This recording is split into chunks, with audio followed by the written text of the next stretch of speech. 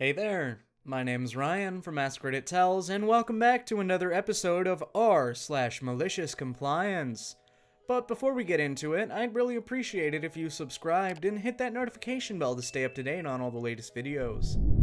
Boss tried to be slick, changing my employment, ended up having to pay me more than what he thought. Hope everyone reading this is safe and healthy.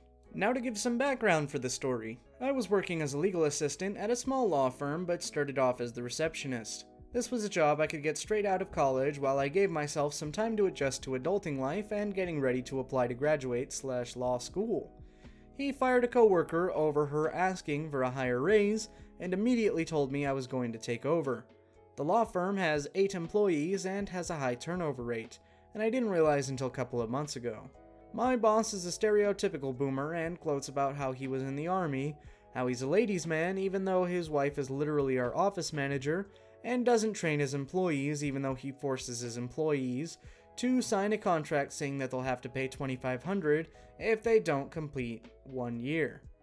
Over the past months, he has tried to say my work is terrible, even though I used all of his templates and had to correct him with information I received from the court on how to do these exact family pleadings, and I have closed cases that have been with us for years in the span of 1 to 3 months. Blames me for being rude to the clients even though the clients told him it was not to me, and was another coworker who he showed favoritism to, and consistently asked me if I found the right man, would I be with that man after he met my girlfriend at the firm's annual holiday party. There's a lot more, but too much to write. Overall, he hated anything about me, and my coworkers would often have to vouch for me because he would take out his anger on me. Because of this, I made sure to always send him emails of our conversations and clarify things in order to keep a track of all the shortcomings and issues. I even had a meeting with my office manager and documented the fact that I wasn't trained by sending a follow-up email and screenshotting an email where they made me train a new person 1 week after I started. Someone please tell me if this looks like an adequate training. 3 weeks ago, he changed my contract to being non-essential employee and told my coworker before she quit that he lessened my hours because of my poor work and anything I did could be sent by mail or email. He often rushes his work and leaves a lot of loopholes in his contract, so cue malicious compliance. The contract said I would be a non-essential employee, and by the way he wrote it, he capped phone calls at half an hour, but I would get paid $15 per call, $45 for each family packet I did, and $15 per email correspondence. So I did a couple of family pleading packets, but kept my coworkers in the loop, and they told my boss that they were busy with other things and asked if I can make the calls. They know I'm the only one in my household working and felt that the contract was terrible.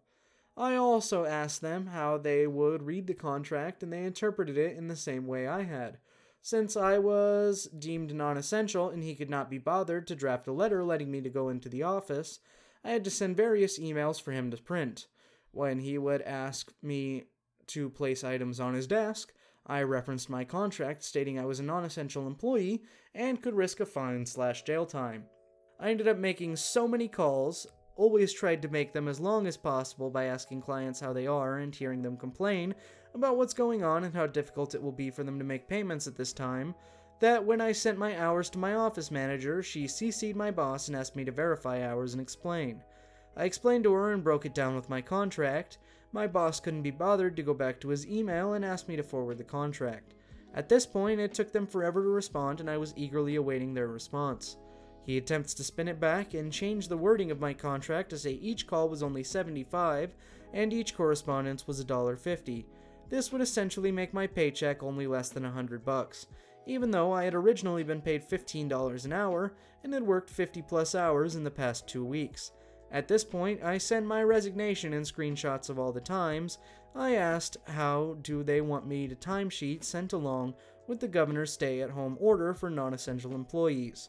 He attempted to change the story to say that I was an essential employee, and finally offered to give me a letter, but at that point, I had already sent my resignation. After reading my email referencing the contract, lack of training, and mentioning the conversation with his wife, he conceded, made an agreement that I was leaving on good terms, and is giving me the wages I deserve. Moral of the story, document everything and follow up. I have a second round interview, so please wish me luck. It's a hard time, but we'll get through it. I would like to cancel my account, please. I had just signed up for a new AT&T TV subscription less than 13 days ago. They had just posted a new update yesterday informing all new subscribers can get HBO and HBO Max for free for a year. I call AT&T and start talking to the representative explaining my situation. The rep unfortunately tells me that they're not able to get to add the package as it's only for accounts created after April 3rd. I then ask the representative if I'm still in my grace period for a full refund and no termination fee. She replies yes, so I tell her I'd like to cancel my account. She replies, "I'm sorry to hear that. Why would you like to cancel your account today?" I reply, "I just told you, but it's the fact that I'm not getting HBO for free." She replies, "I understand, let's go ahead and cancel the account. You won't be charged a termination fee and will get a full refund of what you have paid so far." After a few minutes, she cancels the account and then asks, "Is there anything else I can help you with today?" I say, "Yes, I would like to set up a new account for AT&T TV."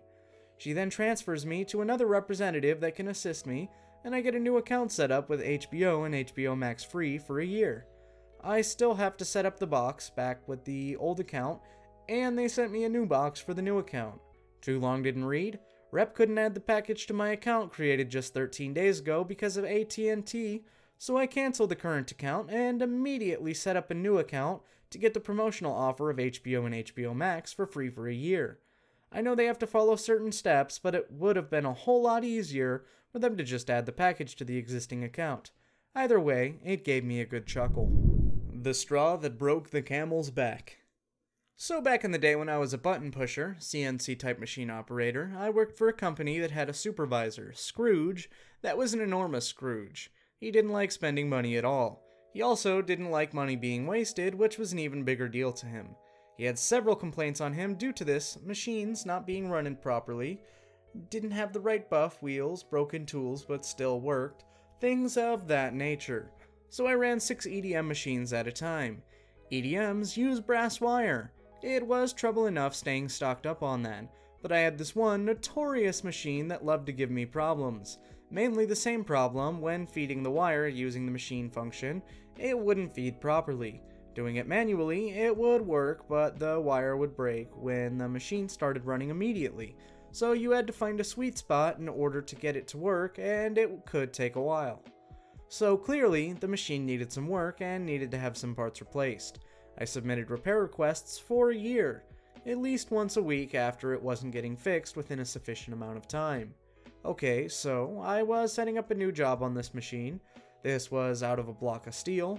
I was near the end of the spool of wire. It wouldn't even get through the first pass before it ran out of wire. Running blocks of steel, the machines didn't like to go back to where it left off and restart. Also on these blocks, runtime for the first pass was upwards of 5 to 7 hours, so to save time on the long run, I took that spool off, put it aside because I could use it for small and simple cutoff jobs in the future, and put the new spool on and go through the annoying wire feeding thing. Here comes Scrooge marching his way towards me to hand me some more jobs, and he notices the almost empty wire spool sitting there. Scrooge questions why I didn't finish that spool of wire. I explained to him that it wouldn't finish the first pass, and time would be wasted in the middle of operation to switch out the wire and have to start the part from the beginning again. Scrooge says to start the part from the beginning again. No, no, no, put it back on now. Don't be wasteful. I tried to encourage that it would be best to have the new spool on, and I would use the near empty for future use. He didn't budge. So I put it back on, and by the time I got the wire fed to where it didn't break, I had about 3 hours worth of wire left. So I replaced the spool again, and sure enough, about halfway through the first pass, it ran out of wire. So I replaced the wire and restarted the machine from start. End of day comes, I mark my downtime, I put 6 hours due to wire change, a reason I knew would catch upper management's eye. The next week, upper management, VP, and president come marching out of their offices and head to my area. They don't look happy. I couldn't even get out a hello before they started going off. Why in the hell did a simple wire change take 6 GD hours? And further, why in the hell do you have a history of this on the machine? I had a smile on my face when I explained to them what had happened and mentioned that I also had repair requests in for at least a year. VP and president storm off, and not more than an hour later, Scrooge was being walked out of the company with a box of his things. I guess they were fed up with his shit as well as everyone else. Stop making noise after 10 p.m.? Alrighty then. Sitting on the sofa listening to some music with the window open on the first warmish day of spring. Browsing through Reddit, a sudden realization hit me. I'm reviving a gloriously mundane case of malicious compliance and can share it with you. So, story time. Some time ago, 4 years and change to be precise, my best friend and I moved into a nice house with a cool inner garden and a tiny living room looking out onto it. We, 20 female at that point, weren't really into partying, but as most university students still had some friends who would come over 2 to 3 times a month in 2s or 3s to hang out, bake, drink some wine, and chill. Nice times. Once the weather got warm enough, we would sit in the garden and talk. And here you'll just have to take my word that we were only talking once the clock hit 22 hours. And that's when the official night hours start around here. So, no shouting, not even the quietest of music, no more than 4 people having a chill conversation in their own backyard. Working and studying, mind you, doesn't leave much time for such luxuries, so again, that's not more than twice a month. Across the fence there lived a just-no family. An older lady, her husband in one house, and her daughter, toddler, and grandkids in 2 small obnoxious dogs barking all day, every day, in the next. Both sharing a garden bordering on ours. 2-meter-high concrete wall between us and them.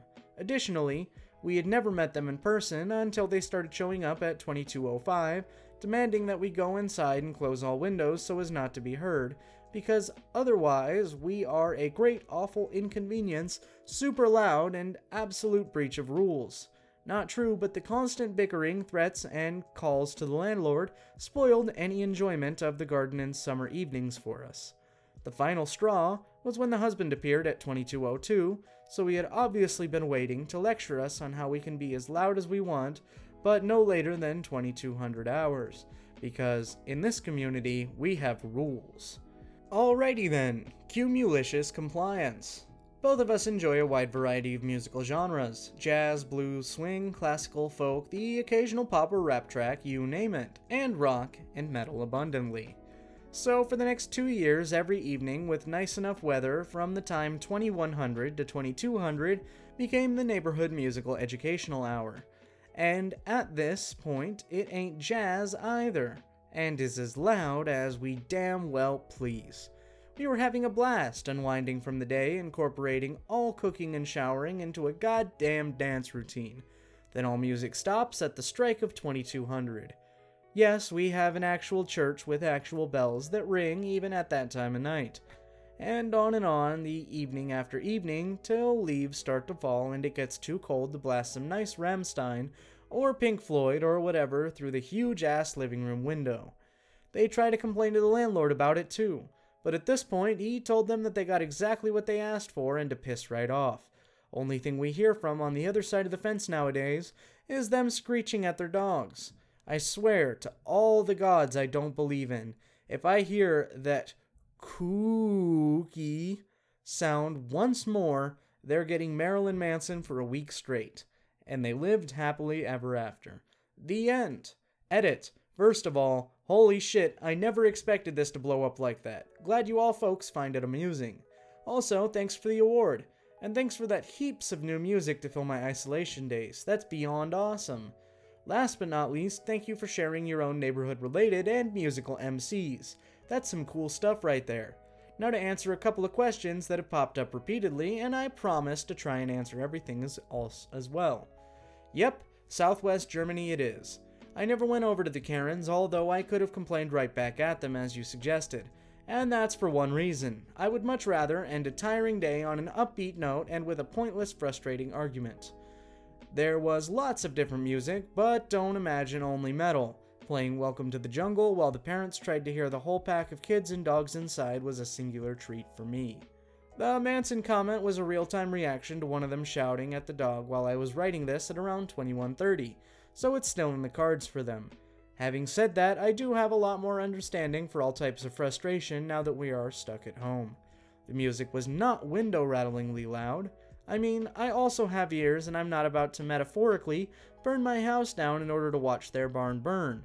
The usual volume of my music in my home can have a normal conversation, but with it as background. The MC volume is somewhat around. I'd have to raise my voice a bit to have a conversation, but just a bit.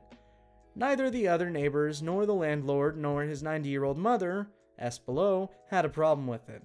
The house of the Karen neighbors is 2 gardens away from ours, basically.